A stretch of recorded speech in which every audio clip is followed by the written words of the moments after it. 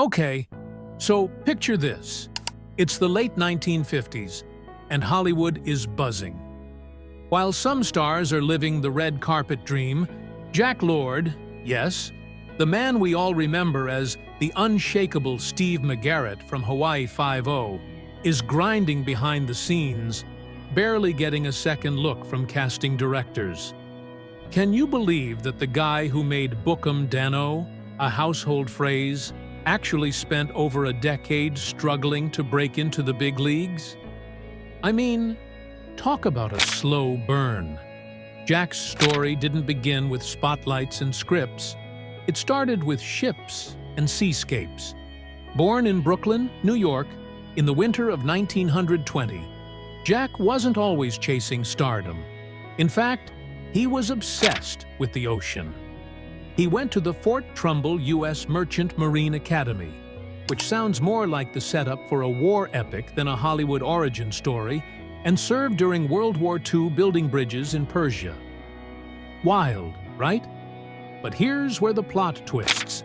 Jack discovered a love for storytelling while producing training films for the military. Who knew the guy was filming before he ever stood in front of the camera? That creative spark eventually pulled him toward acting. And by the early 50s, he was doing Broadway shows and minor film roles. Still, the fame thing? Yeah, it was playing hard to get. Then came 1968. Hawaii Five-0 hit the airwaves like a wave crashing onto the shore, and boom! Jack Lord became an overnight icon. Well, overnight, after 15 years of auditions, bit parts, and background work, the man earned his moment. And when he got it, he ran with it. Not only did he become a household name, but he also dove into writing and directing, proving he wasn't just a pretty face with a badge. But here's the twist that hits you in the feels. Amid all this success, something was missing. Jack never had a child to pass down his legacy. Behind that signature steely gaze was a man carrying the weight of personal heartbreak. And that's where the real story begins. Now, we all know Jack Lord as the tough-as-nails McGarrett from Hawaii Five-0, but behind those intense eyes and slick suits was a man who kept his past locked up tighter than a TV crime vault. And believe me, there's a reason for that. Let's rewind to the early 1940s. Jack wasn't famous yet. He was still sailing the high seas, doing his duty during the war, when he met a woman named Ann Willard. Now, how did they meet? Get this, it was on a cruise ship. Sounds romantic, right? It gets even better. Some sources say they actually tied the knot on the ship, with the captain officiating the wedding. That's basically the plot of a vintage rom-com, and I'm here for it.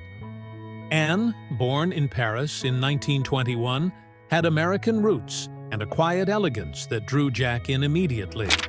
But as dreamy as their beginning sounds, reality came crashing in fast. War does that. Just months after they married, Jack had to leave on duty. While he was away, Anne found out she was pregnant. With Jack still off at sea, she made the decision to move back to France to have the baby with support from her family. Their son was born and named after Jack. But here's the heartbreaking part. Jack only saw him once. Just once. And then, life happened. Distance, duty, and maybe even doubt crept in. Anne eventually asked for a divorce, and the separation was sealed with grief. But it doesn't end there. Just before the boy turned 13, tragedy struck. Jack's only child passed away. To this day, no one knows exactly what happened. Some say it was hepatitis, others suggest he may have drowned. And then there are whispers about a hurricane sweeping through the region at the time. Whatever the cause, the result was the same. Jack Lord lost the only son he ever had, and he never had another. It's the kind of pain that leaves a permanent mark. And maybe that's why Jack stayed so quiet about his early life. Because behind the fame, fortune, and those perfectly styled waves of hair was a father who had loved and lost. So, you know how some actors are total divas on set, while others are all chill and easygoing? Well, Jack Lord was kind of neither. He was in his own category entirely. Think of him as that super intense guy in your acting class who takes everything seriously, but also brings a little unexpected weirdness to the table, in the best way. By the time Hawaii Five-0 became a household obsession in 1968, Jack had settled into his role as Steve McGarrett, like he was born for it. But according to his co-stars, working with him was, let's just say, an experience. One of the show's regulars, Cam Fong, who played Detective Chin Ho Kelly, spilled the tea in an interview. He said Jack had this totally off-the-wall ritual. Between takes, Jack would go off by himself and listen to classical music. And we're not talking light background music here. He'd find a corner, zone out, and let Beethoven or Bach carry him into character. Kind of dramatic? Sure. But totally on brand for a guy who took his craft very seriously. Then there's the now legendary story about Jack insisting on taking a shower before filming scenes. Every single time. Can you imagine the crew waiting around while the star is scrubbing up just to feel fresh? And let's not forget his obsession with hair. According to James MacArthur, who played Dano, Jack would spend what felt like forever in the makeup chair, making sure every strand was perfectly in place. One wrong curl, and nope. Reshoot. Now, you'd think all these quirks would drive people crazy, right? But here's the twist. Everyone respected him. Because when that camera rolled, Jack delivered.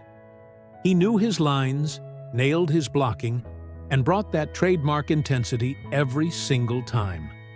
He didn't just play McGarrett, he became him. So yeah, he was a little extra.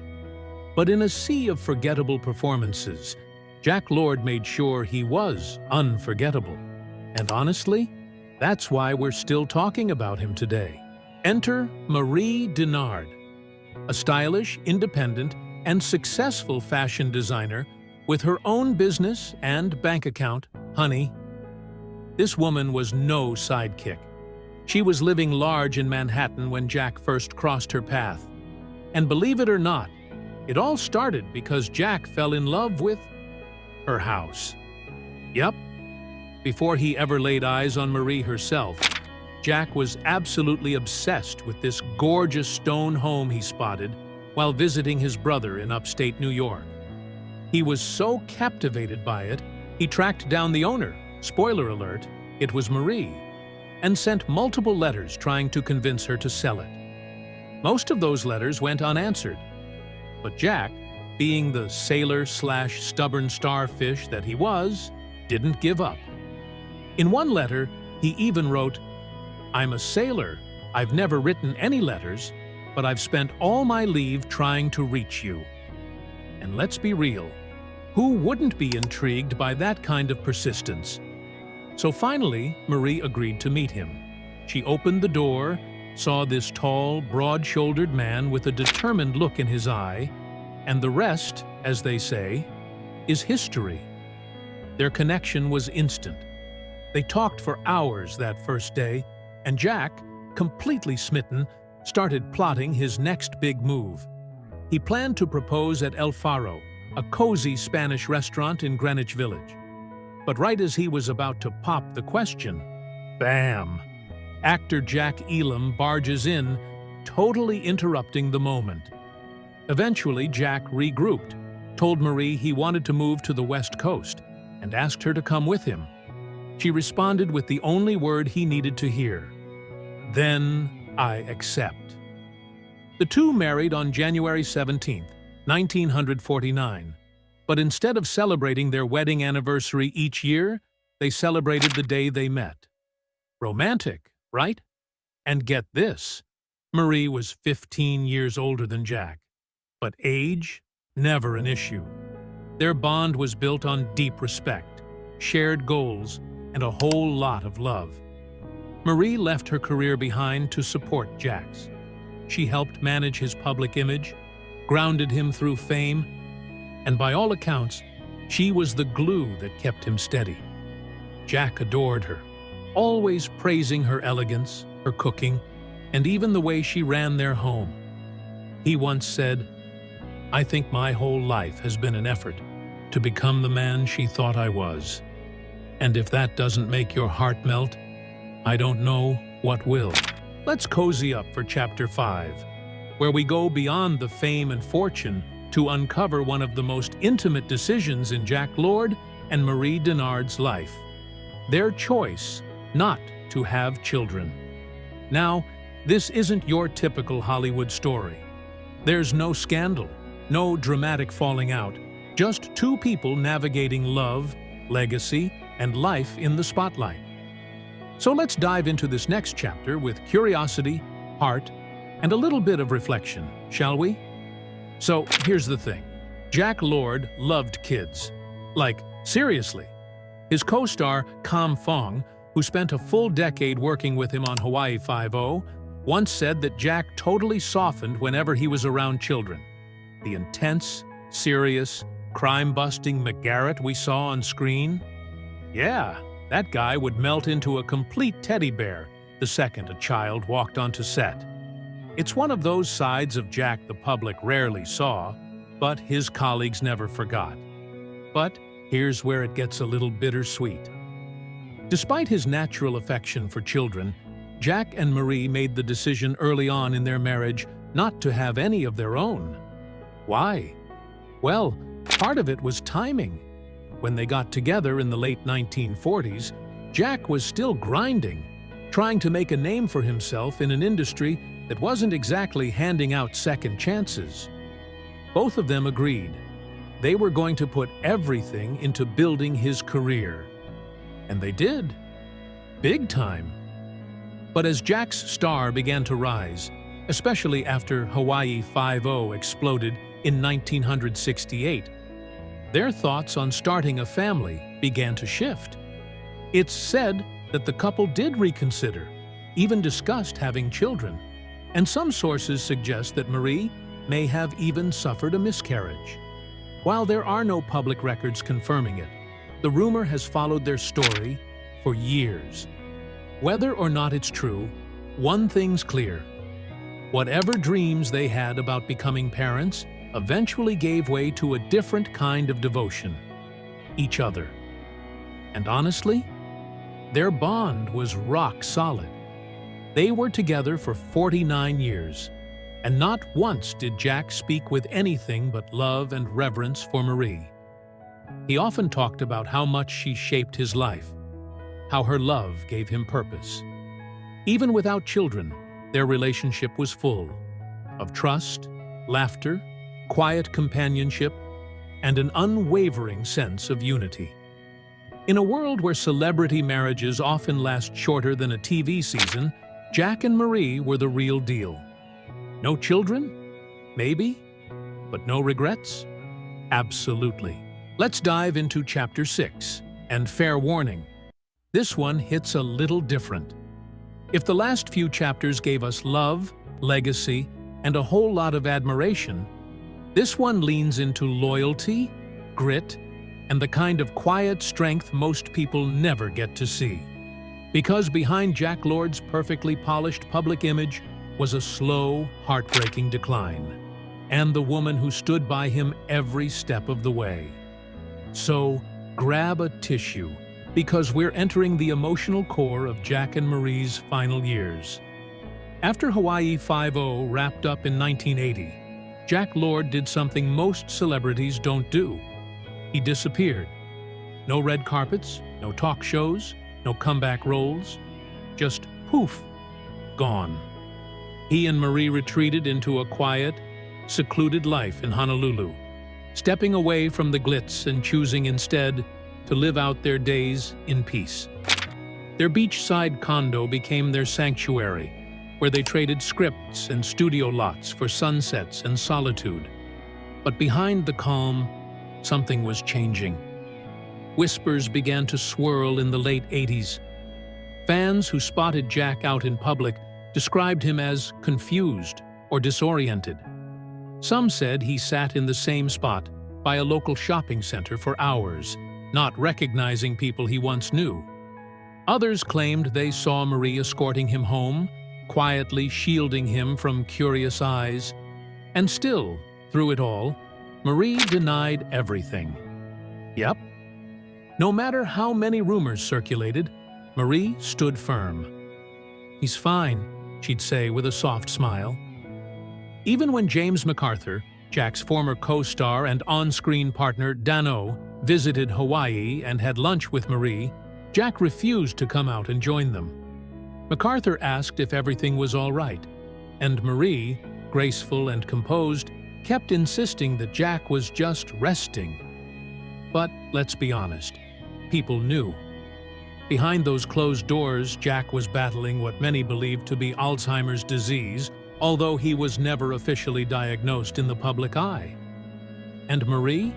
She chose to protect his dignity, even if it meant keeping the truth locked away from the world. She guarded his legacy like a lioness, refusing to let fans remember him as anything less than the sharp, commanding McGarrett they had adored for decades. Their final years together were spent in quiet routine, walks by the beach, soft music, and, as friends later shared, Jack writing love poems to Marie in the sand. I mean, come on. Heartbreak and beauty all wrapped into one. Jack passed away on January 21st, 1998, at the age of 77. But even in death, Marie remained his fiercest protector. She gave a short, heartfelt statement, then slipped right back into the shadows, never looking for attention, only wanting to preserve the memory of the man she loved. Let's get into Chapter 7, where we go from emotional to inspirational. Because here's the deal. While Jack Lord was busy becoming a television icon, he was also quietly stacking wealth. And not in the flashy gold chain yacht party kind of way. Oh no. Jack and Marie? They did money differently. And this chapter isn't just about numbers, written out, of course. It's about purpose, legacy, and giving back in a way that would leave a permanent mark on the place they loved most, Hawaii. So let's rewind to the late 1990s. When Jack Lord passed away in 1998, most people assumed he had done well financially. He was, after all, the star of one of the longest-running police dramas in TV history. But what nobody expected was just how much he had quietly built behind the scenes. At the time of his death, his net worth was estimated at $40 million. Adjusted for today's inflation, that's somewhere around $60 million. And get this, he and Marie lived like they were semi-retired teachers, not television royalty. No lavish Hollywood estates, no over-the-top luxury cars. Just their beautiful condo in Honolulu, and a deeply grounded lifestyle rooted in routine, privacy, and gratitude. Because here's the twist. Jack and Marie didn't spend most of their money. They gave it away. That's right. The couple used their fortune to establish the Jack and Marie Lord Fund at the Hawaii Community Foundation, and through that, they supported everything from arts education to medical research. Their donations helped keep traditional Hawaiian culture alive, funding programs that taught local crafts, dance, and history. They also backed the Honolulu Academy of Arts, local hospitals, and various educational institutions across the islands. Now pause for a second and think about that. Most celebrities would have slapped their name on a big production studio or a yacht. But Jack and Marie? They poured millions into preserving the heart and soul of Hawaii, the very place that had given Jack the platform for his greatest role. That kind of humility and intention? Rare. Even in death, their generosity didn't stop. The foundation they created is still active today, quietly funding projects that continue to enrich lives across the islands. Their names might not be in lights anymore, but their impact is shining brighter than ever. So, yeah, Jack Lord was a television legend. But his true legacy? It's what he left behind. Not in reruns, but in real-life ripples that are still being felt across Hawaii. Tucked away along the sparkling coastline of Honolulu, Jack and Marie Lord lived out their golden years in a 3,500-square-foot condominium nestled inside the exclusive Kahala Beach Apartments, a property that was equal parts elegant and understated, just like them. Purchased in 1970 at the peak of Jack's Hawaii 5-0 fame, the apartment wasn't just a place to crash between scenes. It was their sanctuary, their canvas, and their command center. The decor was a time capsule of classic mid-century modern flair, mixed with warm, personal touches that made it feel lived in rather than showroom perfect. White walls met avocado green carpet, which sounds like a bold choice now, but in the 70s, it was pure style. The kitchen was outfitted in rich pumpkin-colored cabinets, a nod to Marie's distaste for sterile spaces. She believed kitchens should feel warm, inviting, and a little bit alive. Their living room was an effortlessly cool blend of sophistication and comfort, with a white sectional sofa, a marble-topped coffee table, and sleek Danish modern chairs positioned just right to enjoy ocean views drifting in through the lanai. The walls were decorated not just with artwork from renowned painters like Paul Gauguin and Jean Charlot, but with Jack's own paintings, mostly seascapes and Hawaiian landscapes that revealed the quiet artist behind the iconic face of Steve McGarrett. But this wasn't just a home, it was also a hub for business. The Lords owned multiple units in the building, some of which they rented out, while another served as the official office of Lord and Lady Enterprises, Inc., where Marie handled everything from career decisions to financial matters like the true powerhouse she was. After Marie passed away in 2005, at the astonishing age of 100, the condo was put on the market, initially listed at around $2 million, though some reports pushed that figure to 2.8. Despite its legacy and prime location, the home struggled to find a buyer, eventually selling in March of 2008 for just $800,000. A quiet exit for a couple who always chose privacy over publicity. And yet, even though the apartment has passed to new hands, its story still echoes through every room. A story of passion, partnership, and the life two people built together far from the cameras, in a corner of paradise they loved with all their hearts.